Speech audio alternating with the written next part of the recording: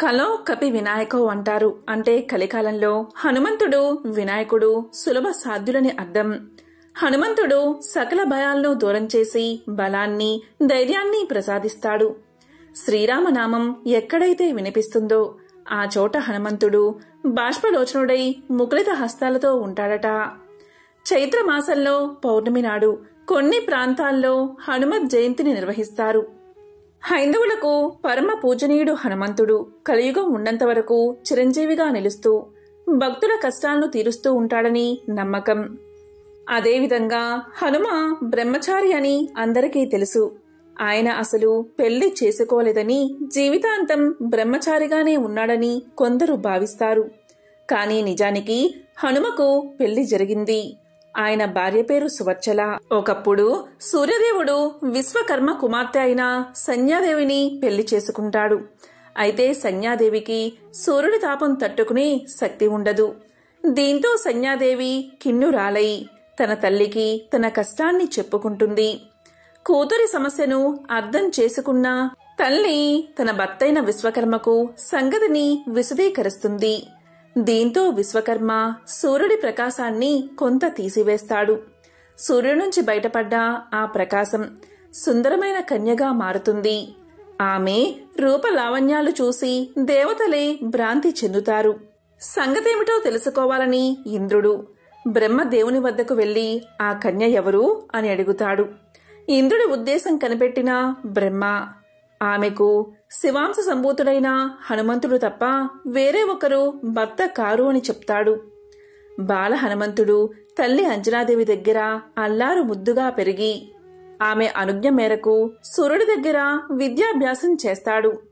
హనుమంతుడు సూర్య భగవానుణ్ణి గురువుగా చేసుకుని ఆయన వద్ద అనేక విద్యలను అభ్యసిస్తాడు. అయితే నవ వ్యాకరణాలు అనే విద్యను మాత్రం నేర్చుకోలేకపోతాడు.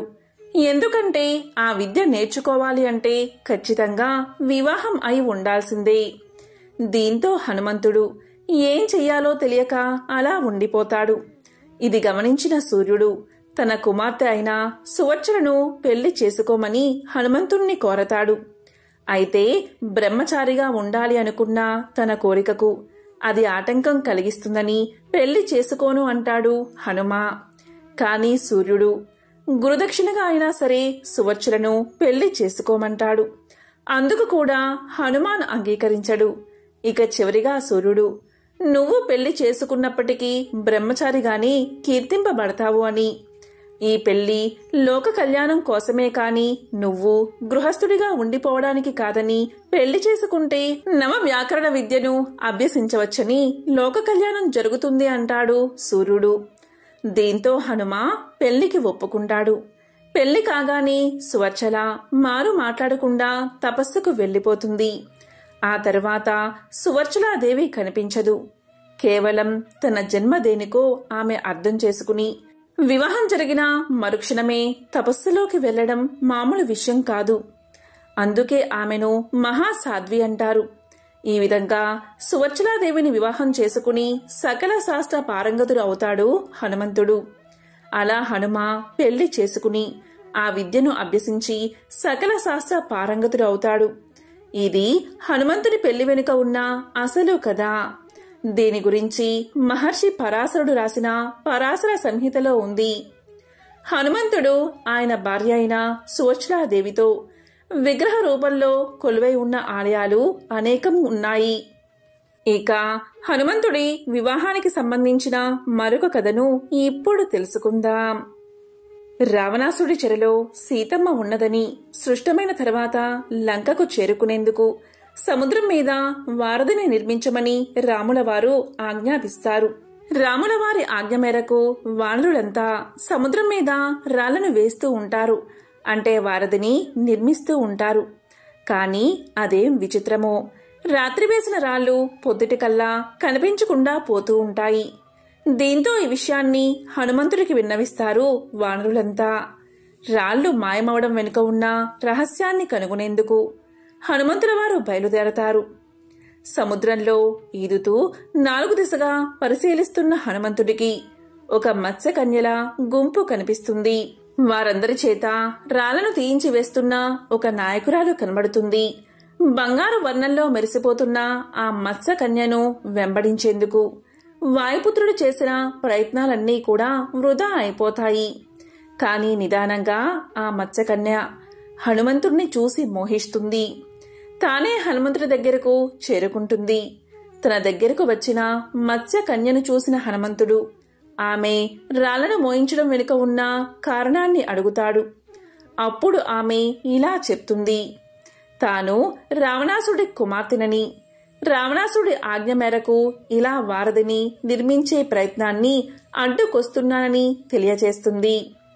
అసలు రావణాసుడి మీద ఎందుకు యుద్ధం చెయ్యాలి అనుకుంటున్నామో హనుమంతుడు వివరించేసరికి ఆమె మనస్సు మారిపోతుంది.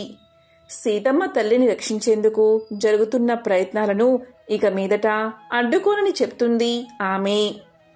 హనుమంతుడి తేజస్సుతో ఆమె ఒక బిడ్డకు జన్మనిస్తుంది.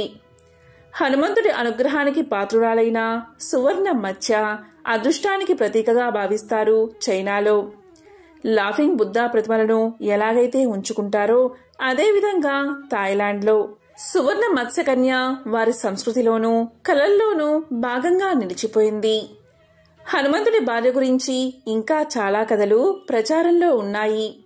జైనుల కథల ప్రకారం హనుమంతుడికి 100 మందికి పైగా భార్యలు ఉన్నారు. వారిలో రావణాసుడు చెల్లెలు కూడా ఒకటి.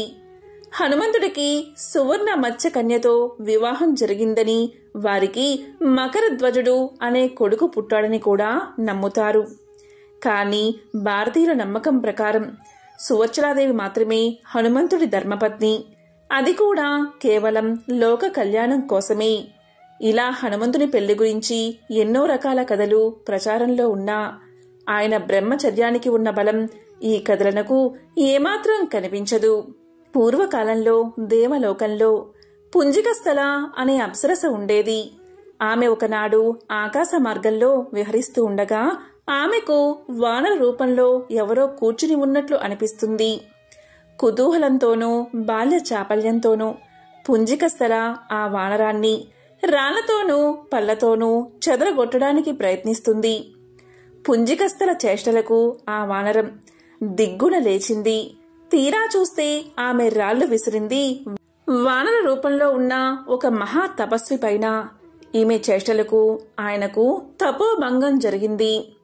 వెంటనే ఆయన క్రోధంతో, వానర రూపంలో ఉన్నానని నన్ను హేళన చేశావు కదూ, నీవు మానవకాంతవై జన్మిస్తావు. అంతేకాదు, నీవు ఎవరినైతే వరిస్తావో అతను వెంటనే వానర రూపాన్ని పొందుతాడు అని శపిస్తాడు. దీంతో పుంజికస్థల తన పొరపాటుకు మన్నించమని ఆ తపస్విని వేడుకుంది. తనకు శాప విమోచనం కలిగించమని ప్రార్థిస్తుంది. ఆమె ప్రార్థనకు కరిగిన ఆ తపస్వి ఆమెకు శాప విమోచనం ప్రసాదించాడు.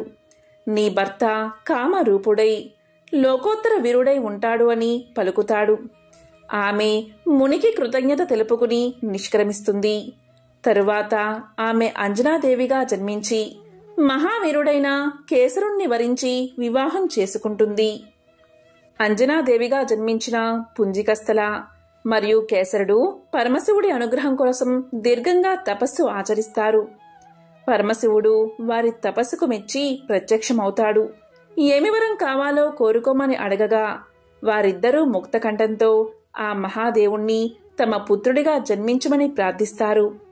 పరమశివుడు అందుకు అంగీకరించి తన అంశతో ఆంజనేయుణ్ణి వారికి పుత్రునిగా ప్రసాదించాడు. ఆ విధంగా హనుమంతుడి జననం జరిగింది. వాయుదేవుని ద్వారా శివుని తేజం అంజనాదేవి అనే వానరకాంతకు చేరింది. అలా జన్మించినవాడు అంజనాదేవి కుమారుడు కాబట్టి ఆంజనేయుడు అని, వాయుదేవుని ద్వారా పుట్టినవాడు కాబట్టి పవన కుమారుడు అని పిలుచుకుంటాం. అంజనాదేవి భర్త కేసరి కాబట్టి కేసరి నందనుడు అన్న పేరు కూడా లేకపోలేదు. ఇక ఆంజనేయుడు బాల్యం నుంచి చిలిపివాడే. అసలే నిమిషమైనా కుదురుగా ఉండలేని వానర జీవి. దానికి తోడు శివుని తేజం, వాయుదేవుని అంశ, కేసర శక్తి ఉండనే ఉన్నాయి.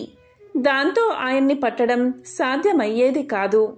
ఒకసారి ఆంజనేయుడు ఆకాశంలో సంచరిస్తూ ఉండగా ఎర్రటి సూర్యబింబం కనిపించింది. ఎర్రగా గుండ్రంగా తలతల్లాడిపోతూ ఉన్న బింబాన్ని చూసి అదేదో పండు అని భ్రమించాడు అంజనీ పుత్రుడు. చూసిందే తడవుగా ఆ పండును రుచి చూడాల్సిందే అని తీర్మానించుకున్నాడు. అంతే, వాయువేగంతో సూర్యుడి వైపు దూసుకుపోయాడు. వాయుదేవుడికి తన కుమారుడి బాల్యచేష్టను చూసి ముచ్చట వేసిందే కాని అందులో ఉన్న ప్రమాదం గోచరించలేదు. అందుకనే ఆంజనేయుడి చుట్టూ చల్లటి గాలులను వీస్తూ అతనికి వేడి తగలకుండా కాచుకున్నాడు. పైగా ఆ రోజు సూర్యగ్రహణం. దాంతో సూర్యుడి తీక్షణత సైతం తక్కువగా ఉంది. ఒకవైపు నుంచి హనుమంతుడు సూర్యుడి వైపు దూసుకుపోతుంటే మరోవైపు నుంచి సూర్యుడిని చెరపట్టేందుకు రాహు పుంజుకు రాసాగాడు. కాని హనుమంతుణ్ణి చూసినా రాహుకి మతిపోయింది. తాను సూర్యుణ్ణి భక్షించేలోపే మరో రాహువు అందుకు సిద్ధపడ్డం ఏమిటి అని కంగారు పడిపోయాడు. వెంటనే వెనుతిరిగి ఇంద్రలోకం వైపు పరుగులు తీశాడు రాహువు. స్వామి, ఇవాళ నేను సూర్యుణ్ణి గ్రహించడం సాధ్యమయ్యేటట్లు లేదు.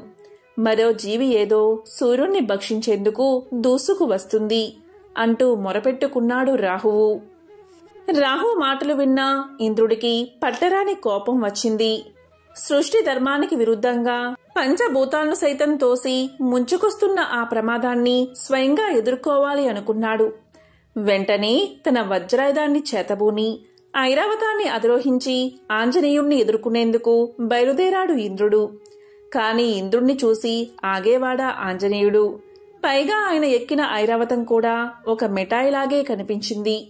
వెంటనే దాన్ని అందుకోబోయాడు. ఇక ఇంద్రుడి ఆగ్రహానికి హద్దులు లేకపోయాయి. అమిత శక్తిమంతమైన తన వజ్రాయుధాన్ని ఆయన మీదకు విడిచాడు. ఇంద్రుడి వజ్రాయుధానికి తిరిగేముంటుంది? అది నేరుగా ఆంజనేయుడి దవడకు తగిలింది. ఆ దెబ్బతో ఆంజనేయుడు మూర్ఛిల్లాడు. కుమారుడి అవస్థను చూసిన వాయుదేవుడు ఆ పసిబాలుణ్ణి అక్కడే హిమాలయాల్లో ఉన్న ఒక గుహలో ఒడిలో కూర్చోబెట్టుకుని దుఃఖిస్తూ ఆగ్రహించి ముల్లోకాల్లో ప్రసరిస్తూ ఉన్న వాయువును స్తంభింపచేశాడు.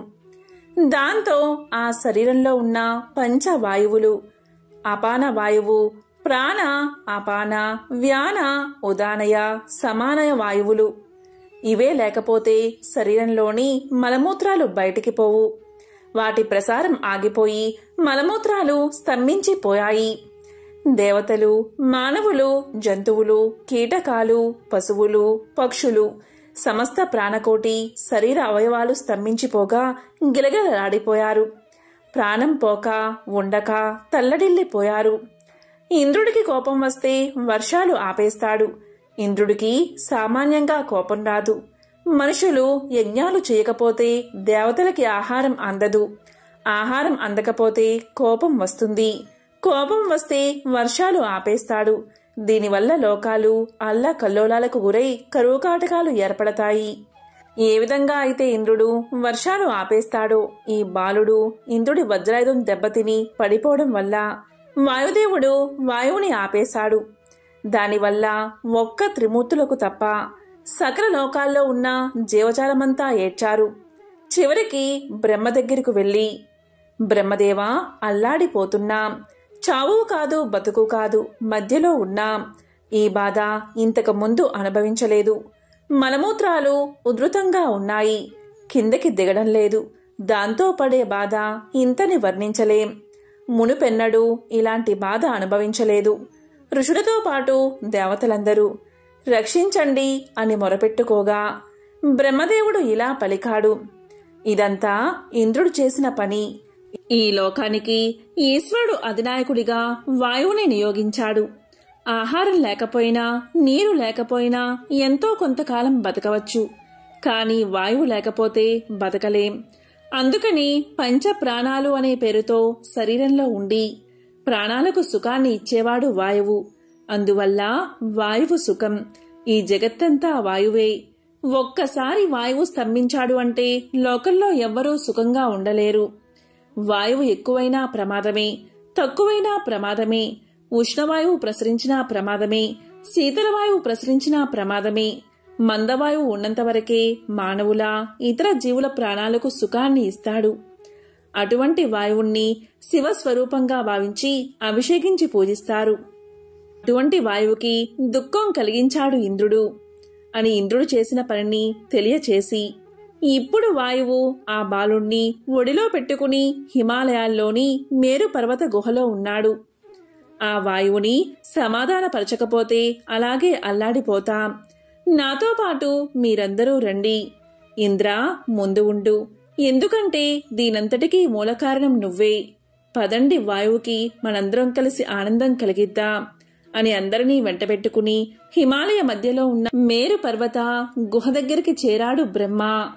ఆ సమయంలో వాయుదేవుడు మంచి బంగారపు వర్ణంలో ఉన్న గుహలో కూర్చుని మెడలో బంగారపు దండ వేసుకుని ఒడిలో కొడుకుని పడుకోబెట్టుకుని అయ్యో కుమారా అని దుఃఖిస్తూ ఉన్న వాయుదేవుణ్ణి వీళ్లు చూశారు.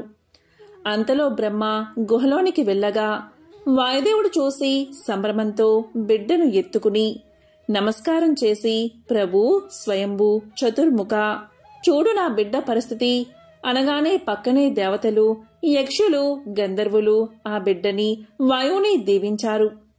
అప్పుడు బ్రహ్మ, నాయనా, నీ కుమారుడు మూర్ఛపోయాడని లోకాలటిని మూర్ఛపోయేలా చేస్తున్నావు. అవునా నాయనా అనే వాయువు చేతిలో మూర్ఛితుడై ఉన్న బిడ్డను ప్రేమగా నిమిరాడు బ్రహ్మ. ఇక ఆంజనేయుడు ఆ ఉపద్రవం నుంచి తేరుకోగానే అతనికి ఆశీర్వాద సూచకంగా దేవతలంతా తలా ఒక వరాన్ని అందించారు. ఇకపై తన వల్ల మృత్యువు సంభవించదని యముడు ఆశీర్వదించాడు కాబట్టి ఆంజనేయుడు చిరంజీవిగా మారాడు. ఇంద్రుడు ఇకపై తన వజ్రాయుధం హనుమంతుణ్ణి గాయపరచదు అన్న అభయాన్ని అందించాడు. అలాగే బ్రహ్మ కూడా తన బ్రహ్మాస్త్రం ఆంజనేయుణ్ణి ఏమీ చేయలేదని వరాన్ని అందించాడు. అలా ఆంజనేయుడి సూర్యగ్రహణ ఘట్టం సుఖాంతమైనది. హనుమంతుడు అన్న పేరు మాత్రం శాశ్వతంగా నిలిచిపోయింది. రాముడు రాజ్యపాలన చేస్తున్న కాలంలో ఒకసారి అగస్త్యుల వారు రాముణ్ణి దర్శించడానికి వచ్చారు. అప్పుడు అగస్త్యుల వారిని తగిన విధంగా సత్కరించి స్వాగతించి ఉచిత ఆసనంపై కూర్చోబెట్టి అగస్త్య మహర్షితో శ్రీరాముడు ఇలా పలికాడు. మహర్షి, శివుడు, హనుమంతుడు వీళ్ళిద్దరిలో ఎవరు అధికులు? వారిద్దరి సాహసాలను మనం ఎలా తెలుసుకోవాలి అని ప్రశ్నించారు. అప్పుడు అగస్త్యుల వారు, హనుమంతుడు వాయువర ప్రసాది, అంతటా సంచరించే నేర్పున్నవాడు అని అనడంలో ఎటువంటి సందేహమూ లేదు. నీకు అనుమానం వస్తే పరీక్షించు అన్నాడు. వెంటనే శ్రీరాముడు మారుతిని ఆప్యాయంగా పిలిచి, హనుమా, ఇప్పుడే నువ్వు లంకకు వెళ్లి విభీషుడి దగ్గర ఉన్న భౌతిక లింగాన్ని తీసుకుని రావాలి అని ఆజ్ఞాపించాడు. రాముడి ఆజ్ఞకు హనుమంతుడు రాముడికి నమస్కారం చేసి తండ్రైన వాయుదేవుడికి వందనం చేసి రివ్వుల గాలిలోకి ఎగిరి దక్షిణ సముద్రాన్ని అవలీలగా దాటి లంకలోకి ప్రవేశించాడు. అక్కడ ఉన్న రాక్షస వీరులంతా హఠాత్తుగా హనుమ రావడం చూసి ఆశ్చర్యపోయారు. సరాసరి మహారాజు అయిన విభీషుణ్ణి కొలువు చేరాడు హనుమ. హనుమను గౌరవించాడు మహారాజైన విభీషణుడు. వచ్చిన కారణం తెలపమన్నాడు. అప్పుడు శ్రీరాముడి ఆజ్ఞను వినిపించాడు హనుమ. దానికి విభీషణుడు ఎంతగానో సంతోషించి తాను ప్రతిష్ఠించిన చోటుకు వెళ్లి అక్కడ ఉన్న 6 శివలింగాలను చూపించాడు. అందులో మౌతిక లింగాన్ని ఆంజనేయుడి చేతికిస్తూ, హనుమా, దీనిని మా అన్న రావణుడు కుబేరు నుంచి తీసుకువచ్చాడు. కుబేరుడికి దీన్ని సాక్షాత్తు శివుడే ఇచ్చాడు. ఈ లింగాన్ని కుబేరుడు పూజించి నవనిధులతో కూడిన రాజ్యానికి రాజు అవ్వగలిగాడు. రావణుడు దీన్ని పొంది లంకా సామ్రాజ్యాధిపతి అయ్యాడు. దీన్ని నేను శ్రీరామచంద్రుడికి మనస్ఫూర్తిగా సమర్పించాలని చెప్పు అని లింగాన్ని ఇచ్చేశాడు. దీంతో హనుమ ఆ లింగానికి నమస్కారం చేసుకుని విభీషుడి దగ్గర వీడ్కోలు తీసుకుని అయోధ్యకు బయలుదేరాడు. ఈ విధంగా ఆకాశంలో ఎగురుతూ 7వ రోజున అవంతి నగర ప్రాంతంలో ఉన్న పర్వతం మీదకు చేరుకున్నాడు. అప్పుడు అక్కడ లింగాన్ని ఉంచి రుద్ర సరస్సులో స్నానం చేసి ఆ పర్వత ప్రాంతానికి చేరుకోగానే అప్పుడు ఆ లింగం చిన్న పర్వతమంతా పెరిగి ఉండడం చూసి హనుమ ఆశ్చర్యపోయాడు. దాన్ని కదిలించడానికి విశ్వ ప్రయత్నాలు చేసి విఫలమయ్యాడు హనుమ. అప్పుడు ఉమాపతైన పరమేశ్వరుడు ప్రత్యక్షమై, హనుమ, విచారపడకు, నీవు దుఃఖిస్తే లోకమంతా కూడా చింతాక్రాంతమవుతుంది. నువ్వు సంతోషంగా ఉంటేనే ప్రపంచం సంతోషంగా ఉంటుంది. ఈ లింగం ఇక్కడే ఉండాలని భగవంతుడి భావనగా అనిపిస్తుంది. ఈ పర్వతం చాలా పవిత్రమైనది. ఇక్కడ రుద్ర సరస్సు ఉండడం మరీ విశేషం. ఈ లింగం ఇక్కడ ఉండడం వల్ల దివ్యమైన దైవగుణం, ఋషిగణం దీన్ని సేవించే పరమ అద్భుతమైన అవకాశం కలుగుతుంది. దీనిని ప్రతి ఒక్కరూ కూడా శ్రీ హనుమత్కేశ్వరం అనే పేరుతో పిలుస్తారు. ఆ పేరుతోనే ఇది ప్రశస్తి పొందుతుంది. మానవులందరూ ఈ లింగాన్ని భక్తి శ్రద్ధలతో పూజించి ధన్యులవుతారు. ఇక్కడ జరిగిన విషయాలన్నీ కూడా శ్రీరామచంద్రుడికి నా మాటగా చెప్పు, ఆయన దాన్ని అర్థం చేసుకోగలడు అని దీవించి పంపాడు శివుడు. హనుమ అదేవిధంగా అయోధ్యకు చేరి శ్రీరాముడికి అన్నీ సవివరంగా వివరించాడు. శ్రీరాముడు, అగస్త్యుడు మొదలైన వారంతా హనుమను ఆశీర్వదించారు. ఎంతో పవిత్రమైన విశేషమైన ఈ కథను విన్నా, చదివినా, చెప్పినా, వినిపించినా జన్మల పాపాలు తొలగి కోటి జన్మల పుణ్యం వస్తుంది. ఆంజనేయ స్వామిని పూజించడం ద్వారా మనలో ఉన్న భయాలొందళ్ళు తొలగిపోయి ఎంతో ధైర్య సాహసాలతో ఉంటాం. అయితే ఆంజనేయ స్వామి గుడికి వెళ్ళినప్పుడు మనకు సింధూరాన్ని ఇస్తారు. అంతేకాదు ఆ స్వామివారిని పూజించేవారు ఎక్కువగా సింధూరంతో పూజిస్తూ ఉంటారు. అసలు ఆంజనేయుడికి సింధూరం అంటే ఎందుకంత ఇష్టమో ఇప్పుడు తెలుసుకుందాం. హనుమంతుడు శ్రీరామచంద్రుడికి పరమ భక్తుడు అనే విషయం మనందరికీ తెలిసిందే. వనవాసం తర్వాత అయోధ్య చేరుకున్న శ్రీరామచంద్రుల వెంట హనుమంతుడు కూడా అయోధ్య చేరుకుంటాడు. ఈ విధంగా అయోధ్యలో ఒకరోజు తన పనులన్నిటినీ ముగించుకుని ఎంతో ఆకలితో అంతఃపురంలోకి ప్రవేశించి సీతమ్మ తల్లిని భోజనం వడ్డించమని అడుగుతాడు హనుమ. అప్పుడే స్నానాధికాలు పూర్తి చేసుకుని సీతాదేవి హనుమంతుడిని ఉద్దేశించి, హనుమా కాసేపు ఆగు, మొదట పాపెటిలో సింధూరం పెట్టుకుని తర్వాత భోజనం వడ్డిస్తాను అని చెప్తుంది. ఈ విషయం విన్న హనుమంతుడు, అమ్మా పాపెటిలో సింధూరం ఎందుకు పెట్టుకుంటున్నావు అని అడుగుతాడు. దానికి సీతమ్మ తల్లి, ఈ పాపిట్లో బొట్టు పెట్టుకోవడం వల్లే నీ ప్రభువు నిండు నూరేళ్లు చల్లగా ఉంటాడని, ఈ సింధూరాన్ని ధరిస్తే సౌభాగ్య వృద్ధి కలుగుతుందని తెలియచేస్తుంది. ఆ విధంగా సీతమ్మ మాటలు విన్న హనుమంతుడు అక్కడ్నుంచి వెళ్లిపోతాడు. కొద్దిసేపటి తరువాత శరీరమంతా సింధూరం పూసుకుని తిరిగి అయోధ్యను చేరుకుంటాడు. ఒక్కసారిగా హనుమను చూసి ఆశ్చర్యపోయిన సీత, హనుమా ఎందుకు శరీరమంతా సింధూరం పూసుకున్నావు అని అడుగుతుంది.